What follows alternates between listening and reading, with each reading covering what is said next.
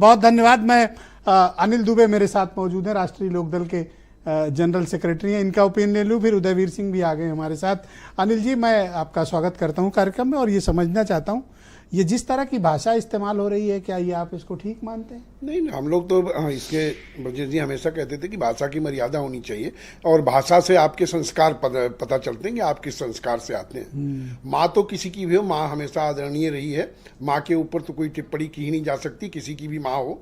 अगर माँ के ऊपर कोई टिप्पणी की गई है तो वो अशोभनीय है और वो जो है अक्षम्य है। उसके लिए तो जो है स्वयं व्यक्ति को अपनी क्षमा मांगनी चाहिए, पीछे जाना चाहिए और ये वचन देना चाहिए कि हम दोबारा किसी की माँ को, चाहे वो किसी की भी हो, हम कोई अपशब्द नहीं कहेंगे। इतनी घृणा और नफरत है क्यों? मैं ये कारण नहीं डिकोड कर पा रहा हूँ। नहीं, हमारा विचार के आधार पर विरोध हो, ठीक हो, नहीं, राजनीति वैचारिक विरोध की दोनों तरफ से है, ऐसा नहीं कि कोई एक तरफ से। नहीं, मैं जहां तक इस प्रकरण को जो मैं देख रहा हूं, जो मैंने मीडिया पे देखा, अखबारों में देखा, और जहां तक मैं ब्रजेश पाठक जी को जानता हूं, विश्वविद्यालय के समय से हम लोग एक दूसरे को जानते हैं, तो कहीं उन्होंने व्यक्तिगत जो टिप्पणी मेरे समझ से नहीं की।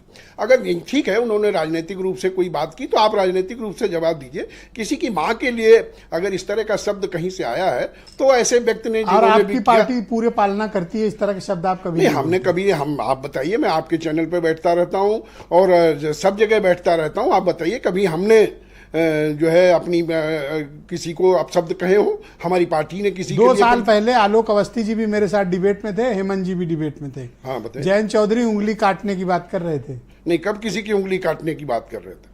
कभी नहीं उन्होंने उंगली काटने की बात। मुख्यमंत्री के तरफ इशारा करके कहा था। नहीं, वो उंगली क्यों? तब वो भूल गए? वो आप पता नहीं किस सेंस में ले रहे हो, किस सेंस में बात की गई। आज बात यहाँ की हो रही है, बात आप राजनीतिक डीएनए की, पारिवारिक डीएनए की बात कर रहे हो। जब आप बात कर रहे हो तो आप दूसरी तरफ कहाँ उलझने जा रहे हो? मतलब उनकी इनकी कमी दिखाएं, सपा की और भाजपा की। अब अभी आप हेमंत जी इनकी कमी ना बताएं कि उंगली काटने को कह रहे थे। आप अभी हेमंत तिवारी जी को ही कह रहे थे, तो अब आपकी बात को तो लोग जान गए ना कि कभी आप बीच में मजाक भी करते रहते हो। तो अरे मेरा आपका कोई मजाक का रिश्ता है? नहीं, हमारा आपका नहीं है। अभी पूछवा दें। नहीं, आपने हेमंत जी से भी कहा, फिर बीच में हमें भी शामिल किया कि हम उकसा रहे हैं। तो हम अच्छा, एक बात बताओ, चलो ये सब चीजें छोड़ते हैं, क्या जनता के विचार की कमी है, मुद्दों की कमी पड़ गई है, शब्दों की कमी पड़ गई है, जो ये लोग इस तरह की भाषा बोल रहे हैं?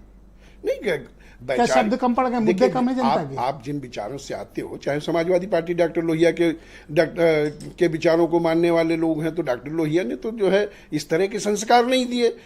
आज इन्होंने, चौधरी साहब ने भी उंगली काटने के संस्कार नहीं दिए। चौधरी साहब ने तो कभी जो है कोई बात ही नहीं की, ना जैन जी ने ऐसी बात की। अब आप पता नहीं कहाँ से जोड़ रहे हो, मुझे तो याद भी नहीं कि आप किस चीज की को उल्लेख करना चाह रहे हो। ये चाहते हैं इनको छोड़ बख्श दिया। नहीं, आप बख्शो मत, आपको जो कहना कह दो, आप कह भी ले रहे हो, तो उससे कहीं कुछ नहीं।